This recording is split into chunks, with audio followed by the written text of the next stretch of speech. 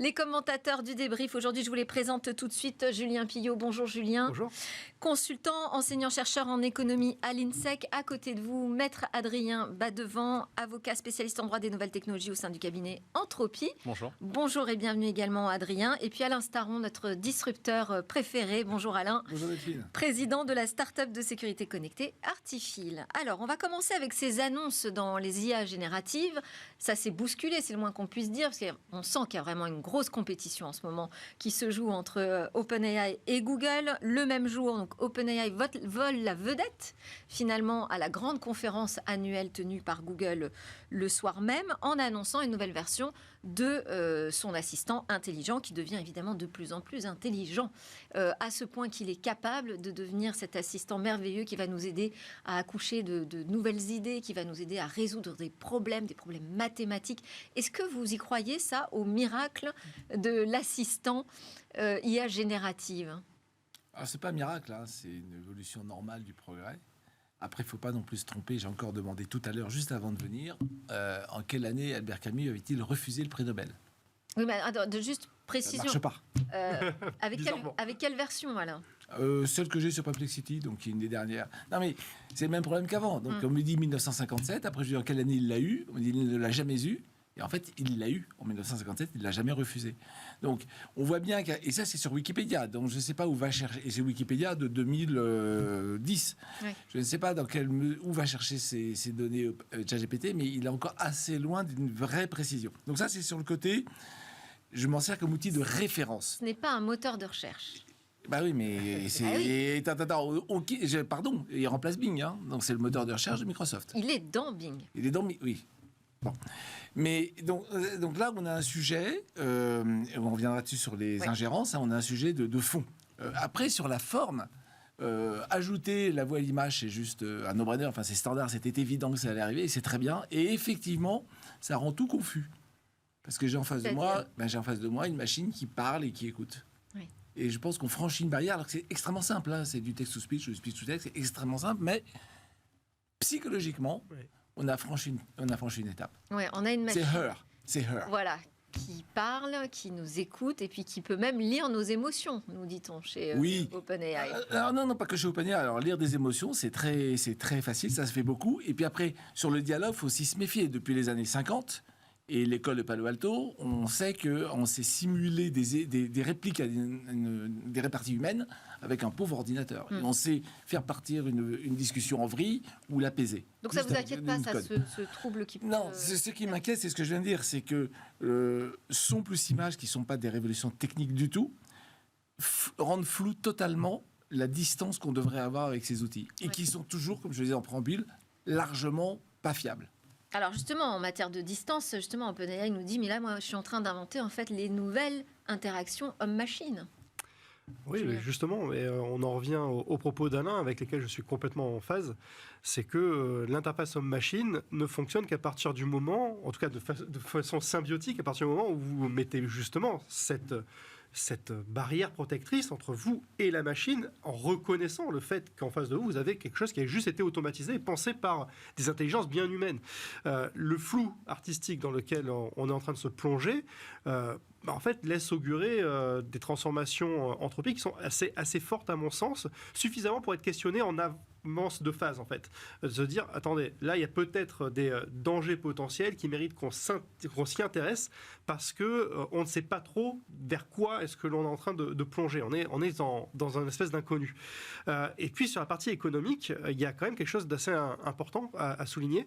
Alain a dit à juste titre qu'aujourd'hui, ces intelligences artificielles, elles se trompent encore régulièrement, elles ont tendance à halluciner, pour employer le terme technique, et si elles deviennent des outils de référence, et en fait, en gros, c'est pas les concepteurs qui vont décider qu'elles vont devenir un outil de référence, c'est les usages qui vont peut-être en faire des outils de référence, les ériger en tant que tels. Eh bien, en fait, transformer des médias sourcés avec des sources journalistiques, universitaires, et évidemment frapper du sceau de la vérification historique par des choses qui ont été générées de façon extrêmement massive, de façon tellement puissante par des intelligences artificielles, sans ce souci de vérification et de vérité, si ça devenait des outils de référence, ça pourrait nous plonger dans une ère de la post-vérité. Et là, pour le coup, malheur à nous. Et typiquement, la forme entraîne le fond. Parce que c'est la voix et la parole, la voix et l'image qui vont nous entraîner là-dedans. Alors, tu as tout à fait raison. C'est pas encore fiable. Adrien. Je pense que ça fait 1 an et demi qu'on s'est beaucoup concentré sur les modèles. Et on va encore avoir pendant les 18 prochains mois à chaque fois des annonces. Les annonces sont toujours spectaculaires. Certains modèles sont plus rapides ou consomment moins de ressources. Oui, d'ailleurs, chez Google, c'est ça qui a été présenté. Voilà. On a 3 versions Plutôt avec une version nano pour les smartphones, une version flash très rapide et beaucoup plus légère, et puis une version pro. Donc là, on est encore au niveau des modèles. Mais on comprend au fur et à mesure qu'on passe des concepteurs justement aux utilisateurs, qu'on va parler de plus en plus des systèmes. La différence entre un modèle et un système est quand même importante à voir. Certains acteurs comme OpenAI ou Google peuvent verticaliser toute la chaîne de valeur, mais il y a quand même des acteurs qui sont différents sur cette chaîne de valeur. Il y a des personnes qui développent des modèles, puis il y a des personnes qui, sur ces modèles, développent des interfaces d'utilisation pour en faire des systèmes. Ces systèmes, ils sont mis à disposition de nous tous, utilisateurs professionnels ou dans notre vie à titre personnel. Et donc, c'est aussi tout un autre marché, qui n'est pas le même marché, qui est un marché applicatif, pas seulement celui de faire tourner des modèles. Donc, sur le modèle, le marché, il est très concentré, il va très certainement devenir oligopolistique.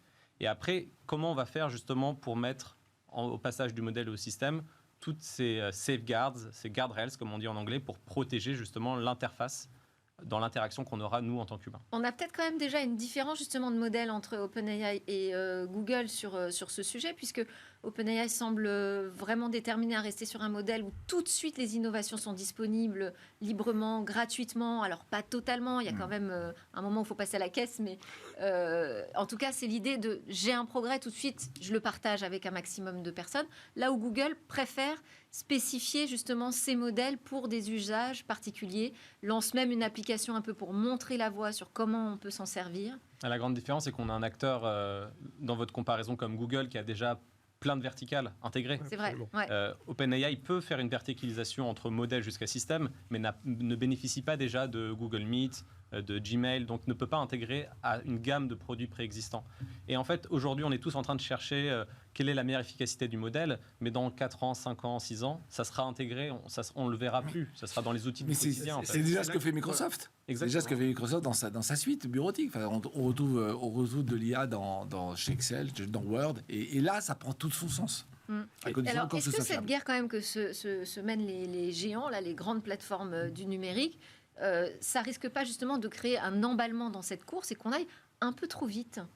Justement, qu'on crée des usages qu'on n'arrive pas forcément aujourd'hui à prévoir et dont on ne connaît pas les conséquences. Business as usual. Oui, course ou pas. C'est ce qui se passe sur les marchés d'innovation depuis toujours.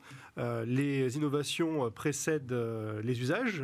Parfois, les usages qui émergent sont très éloignés de ce à quoi les concepteurs pensaient lorsqu'ils ont conçu leurs innovations. Et puis, certains usages posent des problématiques économiques ou des problématiques sociétales, parfois environnementales, et il s'agit derrière de réguler de façon efficiente et on espère la plus intelligente possible. Pour rentrer dans cette course, ça devient de plus en plus compliqué parce que ça demande des moyens faramineux. Donc finalement, on s'aperçoit que pour entrer dans la course, on est obligé aussi de travailler. Mais ça dépend où on rentre dans la course. C'est pour ça que c'est intéressant de décortiquer la chaîne de valeur. Si vous voulez rentrer au niveau du modèle qui est tout en amont, là c'est très difficile parce que le sous-jacent, c'est le GPU, c'est en tout cas la puissance de calcul. Donc celle-là, elle est rare, elle est chère.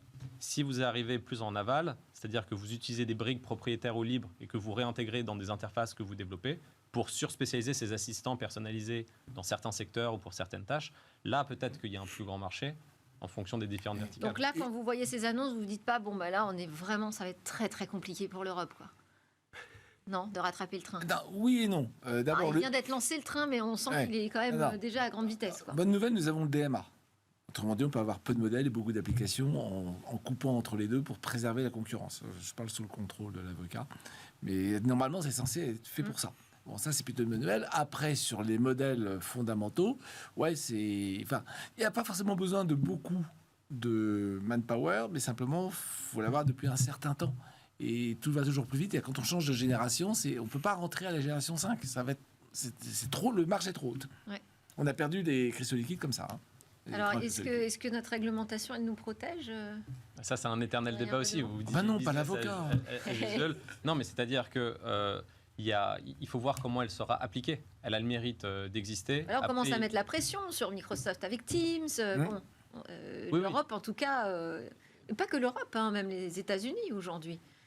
Également sur les plateformes avec le Digital Service Act. Oui, on a des textes aujourd'hui au niveau européen, que ce soit le DSA, le DMA ou l'AI Act en devenir, qui ont vocation, en tout cas, à promouvoir une innovation responsable. Mais l'AI Act, si vous le regardez aujourd'hui, il manque encore beaucoup de lignes directrices. Donc c'est très difficile, en fait, d'évaluer comment il sera mis en œuvre. Est-ce qu'il permettra aussi à l'innovation européenne de se diffuser? Et c'est encore un peu trop tôt, à mon sens, pour pouvoir en juger. Oui, Julien. Non, je suis complètement d'accord avec ce qui vient d'être dit. Je le répète très souvent, mais l'efficacité d'une règle se juge à notre capacité à pouvoir la faire appliquer. Donc toujours a posteriori. Et avec un retour d'expérience finalement qui nous permet de savoir si on a été capable de détecter des comportements de marché qui auraient pu être problématiques, voire même parfois complètement frauduleux, et notre capacité à avoir des mécanismes correctifs à travers des sanctions financières, mais également des remèdes comportementaux pour pouvoir dire, ça, non seulement vous ne le ferez plus, mais la sanction est tellement dissuasive que plus personne ne le fera. Et on arrivera à vivre un peu mieux. Ça, on se donne rendez-vous dans 5-6 ans. Ok, ça marche. Exactement. Alors en attendant, on va parler des milliards d'euros qui sont investis dans des data centers en France par des entreprises américaines, bien sûr. On a 4 milliards annoncés par Microsoft pour des data centers, pour renforcer la présence des data centers sur le sol français avec la création de nouveaux centres. Du côté d'Amazon, c'est 1,3 milliard d'euros, 1 milliard du côté de Telehouse, l'acteur japonais, Accenture, IBM. Il y a eu beaucoup d'annonces à l'occasion de l'événement Choose France. Alors, est-ce qu'on se dit, c'est génial, la France profite de la manne des GAFAM, ou est-ce que ça nous pose un petit problème ? C'est dit en même temps. Voilà. C'est dit en même temps. Non, mais il faut se réjouir de l'attractivité de l'Hexagone et de l'Europe de manière plus large pour les investissements étrangers, surtout lorsqu'il s'agit d'investissements qui peuvent porter ce qu'on appelle de nombreux spillovers, donc de nombreuses externalités positives, parce qu'on est sur des marchés innovants et on est sur de l'infrastructure en plus. Ça crée de l'emploi, ça crée de l'activité pour l'entreprise en question, mais également pour toutes celles qui ont bénéficié des infrastructures pour développer leurs propres applications derrière. Donc ça, il faut s'en réjouir, mais en même temps, on reste néanmoins sur la délégation à des très grosses entreprises étrangères de finalement la capacité de pouvoir opérer des infrastructures qui pour moi sont essentielles, pour moi sont vitales, d'intérêt stratégique pour la nation, sur le territoire français. Et là, ça pose des questions. Ça pose des questions en matière de transparence, de la qualité des données qui sont récupérées, la finalité de ces données, et puis la transférabilité de ces données, déjà en dehors du territoire français, donc on va parler du territoire européen, mais aussi en dehors du territoire européen, ce qui pose des problématiques de souveraineté tout simplement. D'ailleurs, on se réjouit pour la France, mais il faut quand même dire que ces investissements importants valent aussi un peu partout en Europe. Oui, non mais il n'y a pas à se réjouir. L'Europe reste un grand marché, ils viennent chercher le marché. Oui. Donc ils viennent faire du business chez nous, il n'y a pas à se réjouir. Après, deuxième chose, les 4 milliards. Non, mais ça fait il y a des retombées économiques quand même directes pour le pays. Attends, 4 milliards. Combien pour les puces Nvidia sur les 4 milliards? Combien pour les mètres carrés en Alsace, pour les murs? Après, c'est 200 personnes. Donc 4 milliards d'investissements pour 200 emplois, moi, je sais faire mieux. Enfin, tu me dis 4 milliards, je vais... Bon. Donc non. On va réfléchir. Mais non, c'est beaucoup d'argent qui vont payer Nvidia, entreprise américaine, qui vont installer plein de trucs. Après, il y aura 200 pauvres employés qui ne seront pas payés très cher, qui sont là pour faire marcher les machines. Et tout ça pour héberger des données sur le sol national, certes. Mais on a toujours notre acte américain là, qui fait que ça peut partir quand on veut. Donc là, j'arrive pas à me réjouir. C'est ce que j'allais dire. Est-ce que finalement aussi cet investissement très matériel sur notre sol, c'est pas la conséquence de cette doctrine française et puis de plus en plus européenne autour de la souveraineté, de confiance? Non, c'est la résilience réseau. Non, c'est beaucoup plus basique que ça. Ce qui me semble manquer aujourd'hui, c'est un écosystème de VC européen fort. La possibilité, en fait, on a des magnifiques fondateurs en France et en Europe. On en a plein dans le domaine de l'IA. On en a plusieurs dans le domaine de l'IA, plusieurs dans le domaine particulier de l'IA générative. On a vraiment des pépites.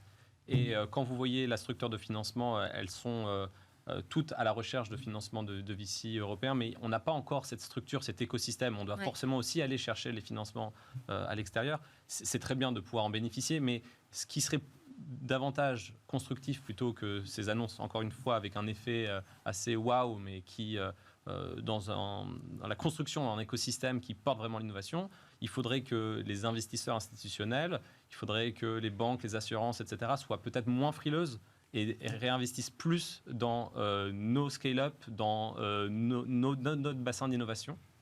Encore une fois, on est ravis que les entrepreneurs français puissent bénéficier d'investissements venant par exemple des États-Unis ou d'autres régions du monde, mais il faudrait surtout avoir cet écosystème VC européen fort. Et je pense que c'est ce qui manque aujourd'hui pour structurer... je confirme des 4 mains. On est d'accord là-dessus, mais ça permet de faire un lien avec le sujet précédent. Finalement, lorsqu'on a parlé de la régulation, la régulation ne permet pas de faire émerger les champions européens. Parce que pour faire émerger les champions européens, il faut des fondamentaux qui soient forts. Les fondamentaux sur les marchés qui nous intéressent aujourd'hui se situent sur les infrastructures, le cloud, la capacité de faire de l'hyperscaling, et puis sur les capacités de calcul. Et là, aujourd'hui, que ce soit au niveau des microprocesseurs ou des GPU, des cartes graphiques, on est à la ramasse. En Europe, il faut bien être clair. On a des supercalculateurs quand même, Julien. On a des supercalculateurs, mais en quantité insuffisante par rapport à ce qui peut se pratiquer en Asie ou aux États-Unis, déjà pour commencer. Et puis surtout, encore une fois, on est basé sur des intrants qui sont majoritairement des intrants étrangers, qu'ils soient américains ou qu'ils soient asiatiques pour ce qui concerne beaucoup de microprocesseurs ou les métaux qui sont nécessaires finalement à la fabrication de ces infrastructures. Donc attention effectivement de ne pas se cantonner uniquement sur la dernière partie de cette fameuse chaîne de valeur dont Adrien parlait, parce que une grosse partie de la valeur finalement est en amont de cette chaîne de valeur, et là aujourd'hui on est un peu absent des débats, quoi. C'est ça qui est très embêtant, c'est-à-dire qu'on pense que tout cet investissement va nous bénéficier, mais non, cet investissement est fait pour que les clients européens continuent à dépenser vers des boîtes américaines. Donc c'est juste une courroie d'accélération, de transfert de valeur de l'Europe, qui n'est qu'un marché de clients, vers d'autres continents où on tolère des géants. Parce que l'Europe, on refuse des géants. Donc, se réjouir, mais même plutôt de quoi s'inquiéter finalement, si je devais résumer votre pensée. Non, mais on n'a pas le choix. On n'a pas le choix. Donc, mais non, moi, je proteste juste contre l'effet d'annonce 4 milliards en France. Bravo. Il faut arrêter de se moquer du monde. Allez, on enchaîne avec notre autre sujet. On va parler de la lutte contre les ingérences étrangères avec un dispositif qui a été annoncé par Jean-Noël Barrot, désormais ministre délégué en charge de l'Europe. Alors, il appelle les plateformes à montrer comment elles s'organisent, comment elles se préparent pour mieux modérer les contenus qui passent sur leur plateforme. Et le ministre nous dit on va maintenir la pression maximale jusqu'au scrutin. Ne souris pas, c'est bien. Oui. Pas le choix. C'est très bien qu'un ministre qui était au numérique et qui va aux affaires étrangères en Europe se saisisse de ce sujet, pour lequel il faut rappeler qu'en France, on avait créé Viginum, qui est en fait une entité qui vise justement à suivre la vigilance sur les ingérences numériques étrangères, qui a un bilan de 2 années maintenant avec une augmentation aussi des cas constatés. Donc, vous parliez d'infrastructures essentielles, c'est justement sur ces attaques-là, sur les infrastructures essentielles ou sur l'atteinte fondamentale à certains services de la nation. Et ça me paraît très important dans une année d'élection mondiale, mais en particulier européenne en 2024, que ce sujet soit mis en avant. C'est le minimum, en fait, d'en parler. On est en plein, justement, dans une campagne aux européennes. On sait que ces ingérences numériques, elles existent, mais pas d'aujourd'hui ou d'hier. Ça fait des années. D'accord ? Vous avez cité Viginum, très bien. Qu'est-ce que ça veut dire mettre la pression maximale sur les plateformes ? Je peux être provocateur ? Exceptionnellement. On devrait interdire toutes les plateformes la semaine qui précède les élections, de même qu'on n'a plus le droit de parler à la télévision. Oula. Parce que c'est impossible de faire autrement. C'est impossible. J'ai annoncé que ça allait être extrême. C'est vrai que c'est heureusement que t'as prévenu. Non, mais c'est extrêmement compliqué. C'est un danger fondamental. C'est un danger fondamental pour les démocraties. Il ne faut pas se tromper. Tous les gens qui nous attaquent disent la démocratie est une anomalie de l'histoire. Ils ne peuvent pas supporter la démocratie parce que ça les met en danger, eux, personnellement. Donc là, on voit bien qu'on n'est plus dans le même monde. Vous savez de qui je parle. Ils ne sont pas très nombreux. Ils sont 5-6 maximum. Ils n'ont qu'un besoin, c'est pour survivre, tuer la démocratie. Donc, c'est grave. C'est très grave. Julien, vous surveillez les réseaux sociaux. Vous connaissez bien comment fonctionnent ces plateformes. Est-ce que vous avez le sentiment, là, qu'il se passe déjà des choses sur ces réseaux sociaux qui devraient être davantage modérés? Bien évidemment. Moi, ce qui me choque depuis 5-6 ans, c'est le niveau de professionnalisation en fait, qu'il y a derrière les campagnes de désinformation et de déstabilisation. En fait, il y a un modus operandi qui est assez simple, qui consiste en fait à attaquer soit ad hominem les personnalités politiques, les décrédibiliser, éventuellement alimenter avec des histoires un peu sulfureuses, limite complotistes, autour des personnes. Quand les personnes, ça ne suffit pas, on attaque les médias, qui sont forcément à la solde des puissants et des pouvoirs. Et puis derrière, on va aussi attaquer le modèle, la démocratie qui est la source de tous les maux et toutes les inefficiences que tout un chacun peut connaître dans sa vie de tous les jours. Et puis derrière, évidemment, on va prendre des sujets les plus clivants possibles, des sujets autour de l'immigration, autour de la sécurité, autour des faits de société, la gestion pour autrui, ce genre de choses, de façon à les monter en épingle, parce qu'on sait que ce sont des sujets qui vont avoir un taux d'engagement qui sera maximal. Quand vous mixez un petit peu tout ça, vous avez un outil d'une puissance phénoménale pour pousser les indécis vers le côté, on va dire, le plus réac de la force. Et c'est vrai que là, ces dernières années, je trouve qu'il y a une accélération sur les réseaux sociaux. C'est évidemment impossible à maîtrer, donc c'est plus de l'ordre du ressenti, mais j'ai vraiment l'impression qu'effectivement, sur X, mais encore plus sur TikTok, ça accélère fortement. Vous avez le sentiment, Adrien, vous avez aussi travaillé sur un rapport pour les métavers, donc vous avez fréquenté ces politiques et leur façon de penser le numérique. Vous avez le sentiment qu'on a fait preuve de naïveté en France? C'est ce qui ressort de certains rapports sur les ingérences étrangères. Ce qui est frappant quand on va aux États-Unis, c'est qu'on se rend compte que la régulation aux États-Unis, contrairement à celle qui peut exister en France ou en Europe, elle est beaucoup plus concentrée justement contre ces ingérences. Leur objectif premier, c'est la protection des citoyens. Là où en Europe, on a tout un marché, le marché unique qu'on essaie de promouvoir, et donc c'est aussi la protection du consommateur. Donc quand, là récemment, pour avoir parlé avec différentes personnes qui étaient au département de Justice of State aux États-Unis, dès qu'ils vous parlent en réunion, ils vous parlent des 4 puissances étrangères qui sont des puissances d'intérêt pour eux par rapport aux attaques qu'ils peuvent faire sur leur territoire, que ce soit sur les réseaux, que ce soit sur les contenus, sur l'astroturfing, le fait de gonfler de manière inauthentique certaines campagnes. Et donc, aux États-Unis, c'est une priorité nationale numéro 1. Oui. C'est surtout ça, en fait. Je ne dirais pas que c'est une approche différente, mais je dirais que c'est une forme de priorisation différente. Et là où, en Europe, on a une envie de s'attaquer à beaucoup de sujets et de manière très légitime. Enfin, je veux dire, il y a beaucoup de choses. On parlait de droit de la concurrence, on parlait de la modération des contenus, on parlait de l'intelligence artificielle. Aux États-Unis, si vous regardez bien les textes qui sont votés, les textes dans toutes ces matières-là, c'est uniquement s'il y a une puissance étrangère qui va prendre possession d'une entreprise qui pourrait avoir un impact sur le territoire américain. Donc il y a véritablement, je dirais, une divergence ou une dichotomie d'approche entre les deux continents, et ça, c'est assez intéressant.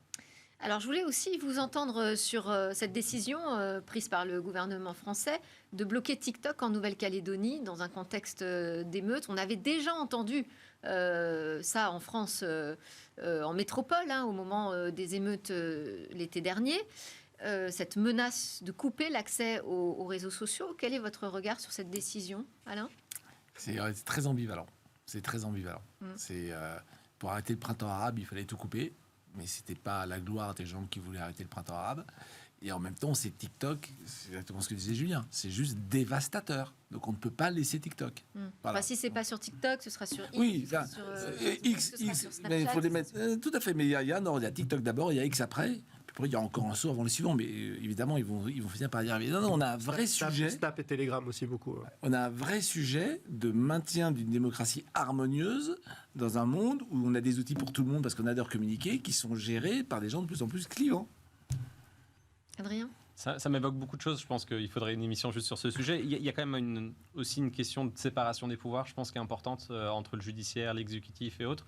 De manière générale, depuis une dizaine d'années, dans la régulation du numérique, il y a un glissement sur le fait que certaines décisions peuvent être prises par des autorités administratives. Là, vous parlez, par exemple, récent de TikTok, mais il y a d'autres décisions qui pourraient être prises sans passer devant une juridiction. Oui, pour, par exemple, la protection, dans le cadre de la protection des mineurs, contre les contenus pornographiques, on pourrait se passer, a priori, d'une décision judiciaire. Il faut aller vite.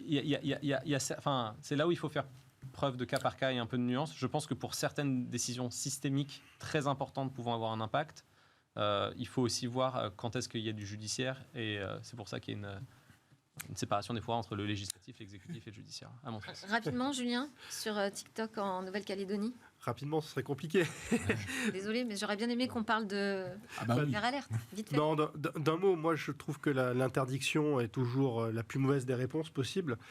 Surtout qu'on sait que les réseaux sociaux, dans certains cas très précis, sont capables d'être extrêmement réactifs. On l'a vu par exemple vis-à-vis de la pandémie, ou lorsqu'il y a une catastrophe naturelle, pour pouvoir dire à ses proches que l'on est dans une safe place, par exemple. Donc ils savent être très très réactifs. Moi je leur demanderais juste d'être responsables, en fait, tout en étant aussi réactifs lorsqu'il y a des problématiques de ce type-là. Mais ça veut dire qu'on fait porter la responsabilité aux plateformes. Mais ils peuvent pas. Leur code, c'est le business. C'est à eux de décider ce qu'ils laissent passer ou pas. Surtout s'ils sont instrumentalisés.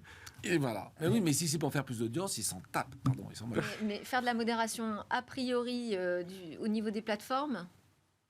Bon, allez, effectivement, il faut qu'on ait une émission entière sur le sujet. Ouais. Alors, je propose qu'on termine avec cette alerte stridente qui est arrivée sur nos smartphones. FR Alert pour nous dire qu'il y avait une plateforme qui nous permettait d'obtenir un QR code pour circuler pendant la période des Jeux Olympiques 2024. Très bien.